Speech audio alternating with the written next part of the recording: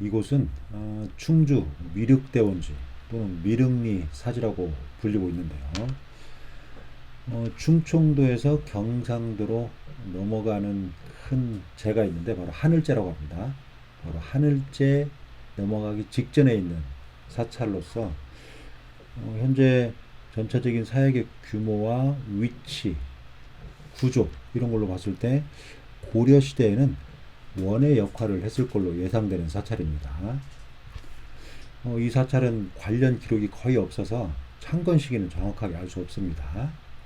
그런데 현재 이 미륵대원지를 중심해서 이 월악산 일대에 월광사도 있고요, 덕주사 이렇게 많은 사찰들이 있습니다. 그리고 이 미륵대원지는 발굴을 했었는데 거기에서 미륵이라고 새겨진 기와와 함께 기와의 제작 시기 등으로 봐서 신라 말기에 창건된 걸로 이렇게 추정이 되었고 고려시대에 크게 번성한 그런 사찰로 확인이 됐습니다. 이 미륵대원지에서는 범자가 새겨진 육자지는 이런 범자가 새겨진 독특한 기와도 출토가 되어서 이 사찰지가 밀교 신앙과 관련이 되어 있었던 걸로 이렇게 추정이 됩니다. 현재 미륵대원지에는 당간지주, 석탑, 석등, 독특한 형태의 석등도 있죠. 그리고 중심에 석조 열애 입사 이러한 다양한 석조 유물들이 남아 있는데 다 고려 초기에 조성된 걸로 보입니다. 따라서 고려 초기에 와서 이 사찰이 크게 중창이 되면서 큰 규모의 사찰로서 번성했던 게 아닌가 이렇게 생각이 됩니다. 현재 이 미륵대원지는 석불을 중심 예불 대상으로 이렇게 모셨는데요.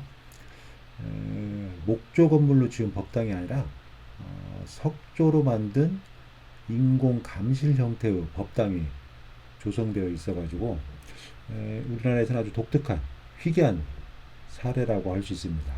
그러니까 독특한 구조의 법당을 가진 사찰입니다.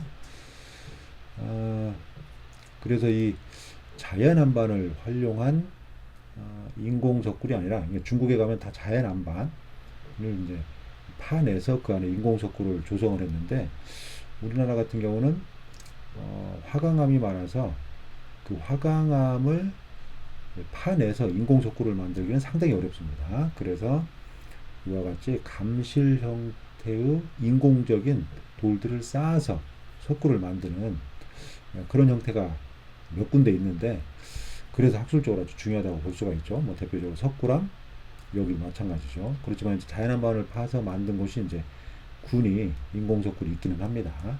어쨌든 이와 같이 희석한 돌을 석굴 형태로 조형을 해서 석굴을 만들었다는 점에서 학술적 역사적으로 중요한 가치가 있다고 할 수가 있죠. 현재 이 석굴에 대한 보수 정비 공사가 한참 진행이 되고 있습니다.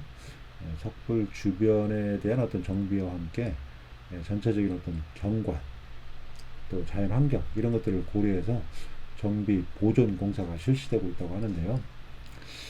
평상시에 무당들이 와서 이제 구슬하는 경우도 있고 또 여러 의례를 좀 펼치기도 하는데 좀 이렇게 격에 맞지 않게 또 훼손하는 또 아주 어지럽히는 그런 경향이 있다고 합니다. 어쨌든 문화재가 모든 국민의 것이기는 하지만 사실은 관리와 보존을 위해서는 신앙을 넘어서서 서로 조심하고 또 지켜줘야 하는 부분들이 있는데 일부 몰지각한 그런 신앙 행위는 조금 지양이 되지 하지 않을까 생각이 됩니다. 좀 아쉬운 부분입니다. 어쨌든 석실 내부는 바닥에 보면 상면을 고르게 다듬은 판석형 석재를 넓게 놨고요. 그리고 원자가 있는 초석도 보입니다.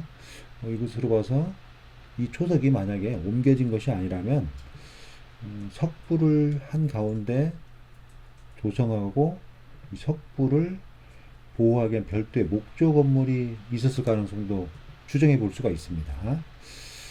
어쨌든 이 부분 앞으로 면밀한 검토가 요구되는 부분이라고 할 수가 있죠. 초석과 함께 그 건물의 지붕에 활용되었을 기와들이 또 많이 출토가 되어야 되는 겁니다. 이러한 것들이 전반적으로 이제 면밀하게 검토가 되어야 하는 부분입니다. 만약에 감실에 목조 건물이 있었다면 아주 재밌고 독특한 그런 구조였을 걸로 이렇게 보입니다. 멀리서 봤을 때 인공적으로 만들어진 석굴 위에 지붕이 돌출된 그런 형태가 아니었을까 생각이 됩니다. 그리고 이렇게 석실을 보면 정면은 개방하고 나머지 3면에 사각형도를 성벽처럼 쌓아서 이제 감실을 조성했는데요. 석굴의 어떤 불두가 감실의 그러니까 벽체보다 더 돌출되도록 했습니다. 이런 것은 아마 석굴에 대한 어떤 강조와 함께 신앙이 대상이 되도록 하기 위한 어떤 절묘한 그런 구성 기법, 조성 기법이 아닌가 생각이 됩니다.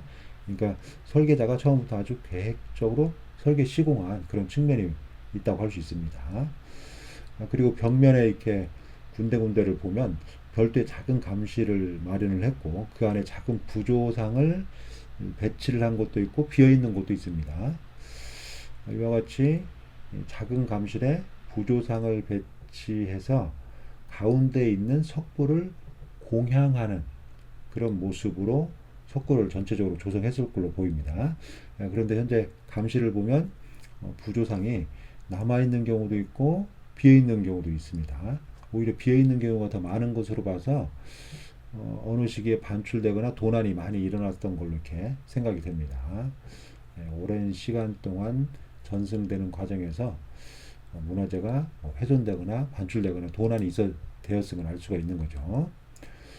현재 대형 석굴을 보면 하부에 큰 안반 형태의 돌을 놓았습니다. 자연색에 가까운 돌인데 상당히 규모가 크죠.